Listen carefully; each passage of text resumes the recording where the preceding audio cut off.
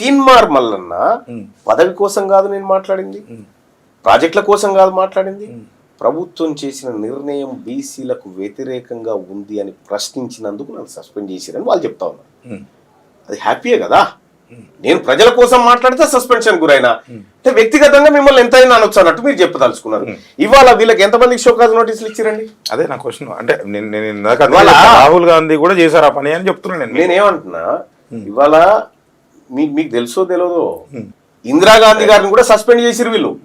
Suspend చేసి ఇందిరాగాంధీ గారు మళ్ళీ సపరేట్ పార్టీ పెడితే వీళ్ళు కాంగ్రెస్ గుంజుకొని రెడ్డి కాంగ్రెస్ అని పెట్టినారు.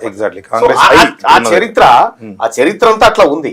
కానీ ఇప్పుడు ఇక్కడ గమనించాల్సింది ఏంటంటే, తిట్టాల్సింది అప్పర్ క్యాస్ట్, వాళ్ళకి షోకాజ్ నోటీస్ లేవు, బీసీలు మాట్లాడితే మాత్రం ఇస్తాం అనేటువంటి ఏదైతే కార్యక్రమం ఉందో, ఇది తీన్మార్ మల్లన్న సాధారణంగా ఉంటే తీన్మార్ మల్లన్నకి ఏం రాకపో నోటీసు.